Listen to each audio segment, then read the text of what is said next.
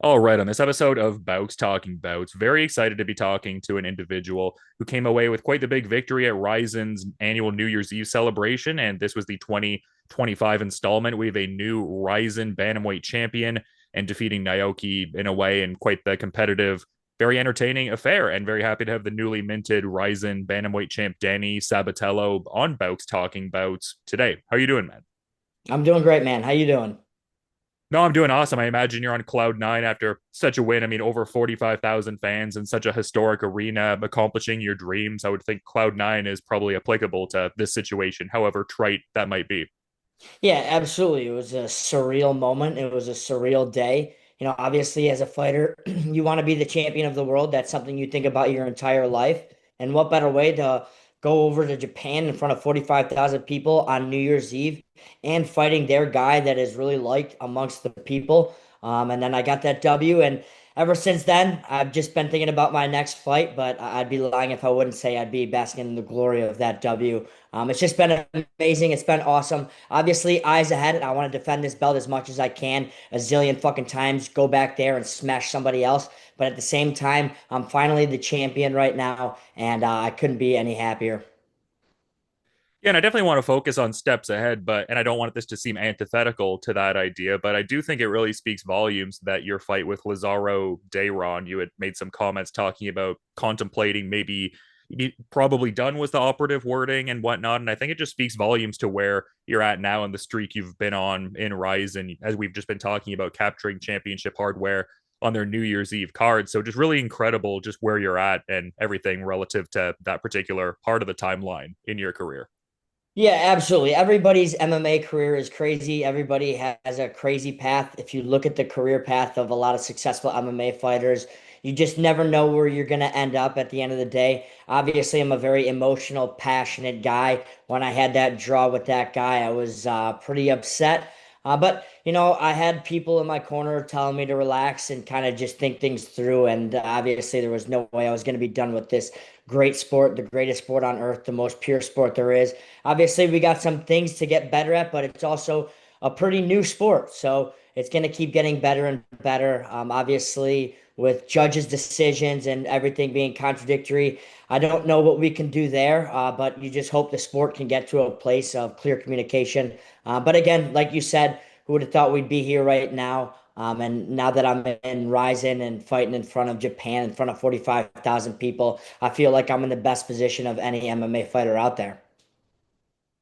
Yeah, it's just interesting. Like I was talking to Alfie Davis recently, who's fighting Usman Nurmagomedov for PFL hardware, and he won the lightweight tournament the prior season. But before that, he was like, "Oh, I don't know, maybe I'll pursue something different thereafter." And now he's in the position he's in. So to your prior point, I mean, definitely a crazy sport, but you're talking about the importance of having certain people in your corner and particular voices. I mean, that seemed particularly important with the Mike Brown component. I mean, I know that's been such a big thread throughout your career, but someone who's a pedigreed, established champion in his own prior efforts as a competitive fighter and just, guiding you towards your own championship acclaim and everything like that. That had to have been a cool moment for both of you guys, I would think.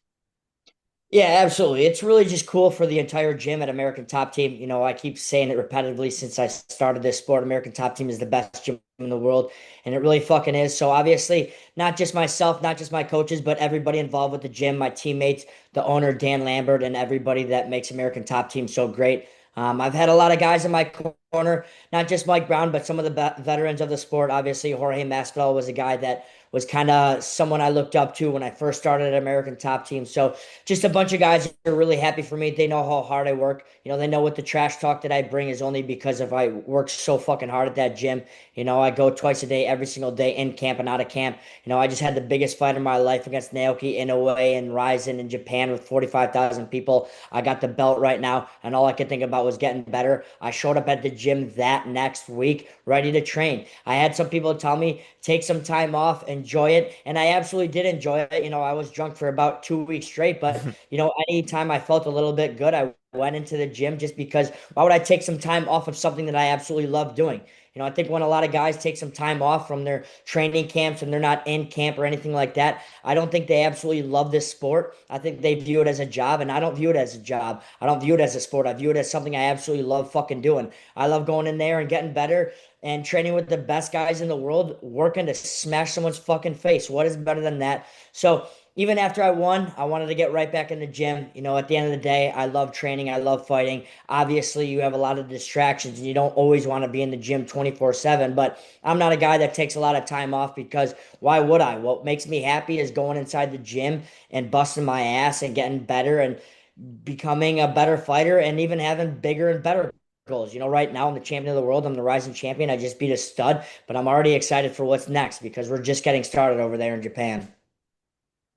Yeah, I understand you want to defend the belt over 80 times, so it seems like the schedule will be quite active, strong strength of schedule. Yeah, 100%. And what people don't realize is I was actually thinking over 100 times, but I didn't want to be too complex with it. I didn't want people to think it's unrealistic, so I went in the 80s. That's something that I'm absolutely striving for. I got to get on all these cards. You know, I'm a fighter that fights healthy or unhealthy. I'm not a guy that pulls out of fights. In fact, I've never turned down a fight and I've never pulled out of a fight. So, you know, with me being active and fighting, whether I'm hurt or not hurt, I think it's very possible. And you look at my skill set and you look at my fights and how I get better each and every fight. I think it's very possible. You know, I'm already bugging Rising right now, and my management's bugging Rising right now to get me on a card ASAP because they know I'm ready to go right now. If they called me up right now and said, "We have a fight for you next weekend, will you take it?" I'd say, "Fuck yes." You know, I'm not a guy that says, "Oh, let me be smart about all this. I have a broken rib or some bullshit." No, anybody offers me to fight anybody, I'm going to go and I'm going to take it and I'm going to rip their head off. No, fair enough. And I guess just talking to the point of your skill set and everything, I'm curious. I mean, obviously, you've had a few fights under the RIZIN banner at this point, but I was just rewatching that Inoue fight and getting in some of those face stomps and kind of taking advantage of the superior rule set. Like, how does, I guess, the RIZIN rule set suit you? It seems like you're getting more and more familiarized, comfortable, I guess, just to your prior point of always growing in your skill set and all. Yeah, to me, the Ryzen rule set is the best rule set in all of MMA. You know, whenever you have a guy on TV against another guy, you want to be able to say which one is the better fighter with absolutely no rules. If two guys go into a room and only one can make it out, you want to know which one that guy is. In order to have that, you need very limited rules. You can't just have somebody not do some certain strikes just because it's illegal. That's bullshit. If this is a fight, this is a fucking fight. You don't want to fight? Go over and do that little bullshit boxing where they limit everything. That's not a fight. We have a full fight in Ryzen where you can do everything, and it's even good for the fans because a lot of times I see the fans say that grapplers are boring. Well, the good thing with the Ryzen rule set is if you're a grappler and you take somebody down, you can also knee them in the head, you can stomp them in the head. And that's something that I'm getting more adjusted to each fight. You know, unfortunately, the fight before, in a way, I was the one that kind of got punted us for a second, but thank God I'm tough as fuck and my lights don't go out. So I battled back and I won that fight. But it's just been a little bit of a learning process. Obviously, you can kick a grounded opponent. You can do whatever the fuck you want. You can stomp somebody's skull. With this fight specifically in the title fight against Inoue, I learned from my mistake in the previous fight, and I was the one stomping the guy. So with about 10 seconds left in that fight, I punted Inoue's almost head off his body, and it was one of the coolest things I've ever done. And this was more of a sentiment when you were a contracted Bellator fighter and kind of more directed to that domestic North American centric audience. But you were kind of talking about how a lot of MMA fans are idiots, was the operative wording, just like that lack of broader familiarity with like the nuances of MMA. And I feel like you've articulated that you find the Japanese fans to be that much more sophisticated and understanding of the sport. And I guess to the point of, kind of embodying that, I guess the wrestling parlance people would use is kind of like that heel roll, like you talk about in past interviews, how sometimes those boos are music to your cauliflower ears and stuff like that, but a very respectful and informed Japanese crowd. Can you kind of speak to those crowd dynamics and I guess their perceptual dynamics with the sport of MMA? Yeah, absolutely. The American fans most of the time are idiots and dumb fucks. They don't know what the fuck they're looking at. A lot of times I see them in Instagram comments just saying absolute bullshit. That's just because they don't really know the sport too well. You know, you go to a event in America, you just hear people screaming, knock his head off. They don't know strategy. They don't know the actual ins and outs or techniques of the fight game. Over in Japan, where it's absolutely massive, they actually understand the sport, they understand the techniques at hand. When I have conversations with some of these people over there in Japan, whether it be through social media or live when I'm over there, they're able to hold conversations where they can walk you through techniques that they've seen you do or that they've seen other fighters do. And that's really cool. Obviously, as a professional, I want my craft to be seen as knowledge as much as possible. I don't want people to think that I just go in there for a living and I do rock and sock and robots. That's not what I do. I spend my time at American Top Team getting better and learning different techniques and skill sets. You know, this is human chess in there. And I think the Japan fans really understand that. They understand that these two guys fighting for a belt are at the highest level and their skill set is really resonating over there. With America, I call them dumb fucks. They're fucking idiots. And don't get me wrong, a lot of the Japan fans are dumb fucks too. There's a lot of just dumb fucks in the sport. But anytime you can have people actually understand the sport and understand the techniques at hand, I love it. And Japan seems to be doing that. Yeah, absolutely. And I guess you were talking about American Top Team and definitely an elite team, no doubt. I guess I'm wondering how much, if at all, you've been kind of picking the brain of Kyoji Horiguchi, former RIZIN champion, very nuanced and well-informed fighter within that rule set. Like, how much have you picked his brain in terms of like the nuances of the rule set and I guess things to drill in the gym in terms of like, I guess, yeah, picking his brain and getting the fight IQ specific pieces to RIZIN competition? Yeah, all the time, specifically with Kyoji for sure, because he's understood those rising rules. We have another Japanese fighter from the UFC, Rinya, who's also been in there. And then we have a lot of rising guys just in the promotion at American Top Team with Kintaro, Juntaro, and Shunta. But I'm always picking those guys' brains. I'm picking everybody's brains in the gym. You know, obviously I trash talk to my opponent and I talk trash to a lot of fans, but at the end of the day, when I'm inside the gym, I'm there to get better and understand better techniques and skill sets. And a guy like Kyoji is somebody that brings that to the table for me. You know, right when I started at American Top Team, he was one of my first friends that I had there. What better guy than to have the absolute superstar of Japan, Kyoji, helping me out? So he's always going to continue to help me out. But, you know, sometimes you just have to get in that ring and just kind of feel things out. And the best learner and the best person to give knowledge is experience. And now that I've had 3 fights in that Ryzen ring, I feel like I've really understood the skill set and understands the in and outs of that ring. You know, obviously it's pretty different from the American promotions, but at the end of the day, it's a fucking fight. I'm going in there to stomp this guy's fucking head. It just so happens that I'm able to do that while he's on the ground, which makes me an even more entertaining fighter, which makes the fans even happier. You know, obviously, when you get in these positions on the ground, you're able to strike the guy from all different angles. It's more fun for everybody. Kyoji has showed me some tricks and a little bit techniques to use on the ground when somebody's there, and you could kind of bash their fucking head in, specifically in the front headlock. You know, you don't have to just quickly go behind a guy and get to your positions. You can knee them in the fucking head, which is absolutely massive there. But yeah, Kyoji and a lot of those guys over at American Top Team, since we have a plethora of them from Ryzen, they're always helping me. I'm always helping them. It's just obviously leaving your ego at the door at that gym. Whenever you have these high level gyms, you leave your ego at the door, and that's what everybody does.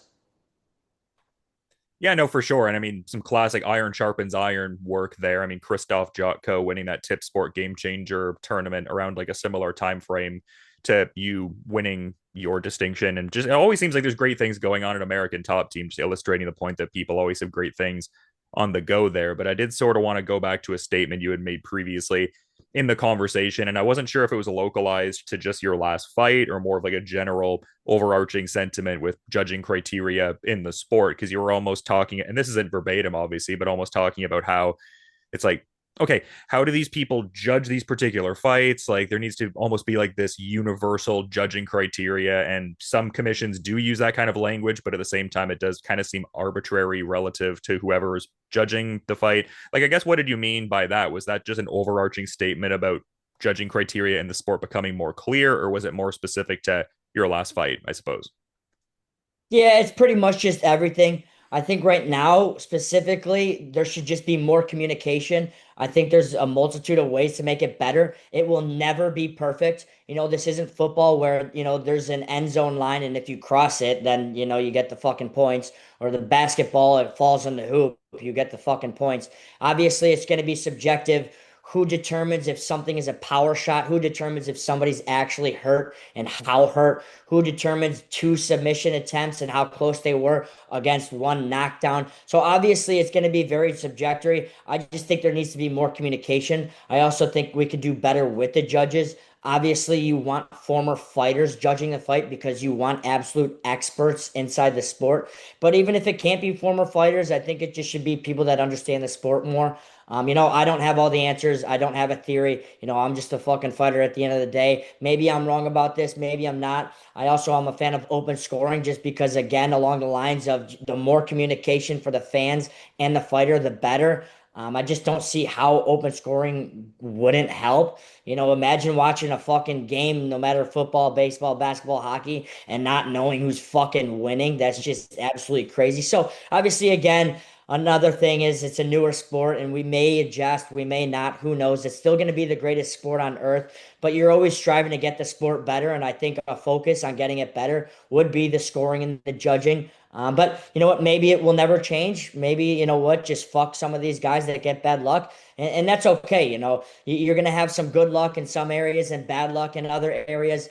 Shit kind of seems to level out and karma kind of plays a role, and you get some things here and you don't get some things there, so maybe that's just how it is. But at the end of the day, fighting will always be the best sport no matter what the fucking judging is. And I guess that's even something that differentiates Ryzen a bit as well. I mean, we were talking about the superior rule set component as far as the competition considerations for you, but even I guess the judging kind of methodology, like judging the fight in totality, as opposed to more of like a round by round 10-point must system kind of style. So, do you have any particular thoughts on that? Does that kind of make the waters a little murky that much more to what you were talking about before? Or I guess, what are your thoughts on that in general? Yeah, I think it's cool. I think it's kind of normal for a fight. I think if again, going back to just having two guys go in a room and one of them can only come out, I think, this whole round thing is kind of just a human sport thing that it's kind of like a game that we've invented. I think you need to look at a fight as a whole. But again, you know what? I'm not the guy that, determines, what's going to generate more money or, what's going to make this a richer company or, what's better for the fans and what's going to bring in more money. I don't know. But just me specifically, I think if you're going to look at who's winning a fight, you wouldn't say, you know what? Okay, well, with this in this time limit, he did better here, but he didn't do better there. If a guy is kicking the shit out of him for a long time, it shouldn't fucking matter. But again, I don't really have a preference with that. I think it's unique and cool that Ryzen does that. I love that they're absolutely massive and they're doing their own thing. Here in the States, obviously Ryzen isn't as big as the UFC. I don't know if it ever will be just because the time change and everything, but I can promise you it's absolutely massive over there in Asia. And two things can be true is UFC can be absolutely massive and Ryzen can be absolutely massive. And that's kind of just the way I see things. Those are the two best promotions in the world right now. And I would implore all these UFC fans to give Ryzen a chance just because not just the fights are great, but just the production and everything with Ryzen. I'm always telling people that you don't have to be an absolute diehard of fighting to love Ryzen shows just because they put on such a great production. They had an orchestra at the last show. There was fire, there's smoke. They kind of tell you a story. They have the walkouts amazing. You kind of get to know the fighter a little bit before they're in the ring putting on a performance for you, which is really cool. So, I have nothing but great things to say about Ryzen. It's the coolest promotion ever. I want to be there forever from, right now until the end of my career. Just everything that they do, I absolutely love, and everything about Japan, I've been absolutely loving. And I've heard different fighters over the years, like whether it's Pride or Ryzen, just talk about how there's that certain atmosphere component that really just makes them feel, I guess, like respected, larger than life, like these revered kind of figures that galvanizes the performances that much more. And you're someone who always brings it and has that consistent grit and drive. But is that something that also galvanizes what you're doing that much more, just the pageantry and grandeur of it all and how it's presented in Ryzen? Yeah, 100%. Everybody knows the Japanese fans are just awesome people as it is. They're very respectful people and they're very nice. They try to help out as much as they can. A lot of times I'm over there and I don't really know what the fuck is going on and they don't really speak the language as me, but they're trying to help as much as they can. And I'm just thinking in the back of my mind in America, it just wouldn't be like that. So obviously, as a culture, they're just accustomed to just being awesome and respectful and everything. Obviously, with me being very loud and just who I am, I'm gonna have haters over there. And make no mistake, all the haters over there in Japan that don't like me, they can go fuck themselves as well. But for all the people that are very respectful over there of me, you know what? They get nothing but respect from myself as well. And the atmosphere in these Rising shows is just second to none. It is very different from any show that I've ever been a part of or I've ever been to. I've been to a lot of live events, but to me, nothing is better than a Rising event, no matter what it is, whether it's a concert or a NBA game, NFL game, MLB game. Nothing is like a Rising fight night. And if you've ever been to one or you've ever seen one, you know exactly what I'm talking about because they do it different and more unique than anybody. And what makes it that way is the Japanese people. Inside of that ring, for those fights, most of the time you can hear a pin drop. It was 45,000 people in that legendary Sayatama Arena on New Year's Eve. And most of the time during these fights, it's absolutely quiet because these fans give a fuck about fighting and they actually are intaking what the hell is going on in there and they're so into it. They're not screaming, they're not being loud, they're not looking somewhere else. There's all these eyeballs just looking at these fight and they're obsessed with it. When something big does happen, of course it gets so fucking loud. It was massively loud in there at any big thing that happened. But other than that, it's quiet in there, which is just so different from anything else. It's just so unique, and it's so nice that these rising people are so into it. It makes me feel like I have to be even better. It makes me want to get even better because I want to put on a show for these fans because they deserve it. Those rising tickets aren't cheap. They spent their hard-earned money for them, and they're really analyzing and putting in the work to understand the fighters and me. And I got to put on a show for them, and that's what I've been doing for 3 fights, and it's only going to get bigger and better. No, absolutely. And just such an exciting time to catch you in your career. And to that point, I really do appreciate the time, Danny. It seems like you are very well set up for a strong 2026 after a strong effort last year and you're cemented as champion. So, yeah, and you got those 87 title defenses on the docket. So, great stuff. But I figured I'd give you the floor, all that being said, and just maybe, see if you have any parting thought you might want to add as we're wrapping up here. I really do appreciate you making the time to chat after the big win. Yeah, bro. Thank you for having me. And again, if you haven't checked out Horizon Show, anybody out there that's watching this, whether you're a UFC fan or any other fan, watch Horizon Show sometime. I know the time change is a very different. Maybe catch a show on rerun. And if you don't want to catch a show or you don't want to watch me fight, you can go fuck yourself. Was an incredibly entertaining fight with Naoki Inoue. So if the haters were avoiding your fight, they definitely missed out on a quality one there. And yeah, again, congratulations winning that RIZIN championship. Great competitive effort, a lot of grit and nuance in the game and everything. And yeah, one of the bigger show out performances at RIZIN's 2025 New Year's Eve card. And to my prior point, seems like a big 2026 is on the docket for you, man. But yeah, again, to reiterate, thanks so much for coming on Bowks Talking Bouts today. You have a good rest of your night and continue enjoying the victory and everything like that, man. Yes, man. Absolutely. Thank you for having me. Anything you need, let me know.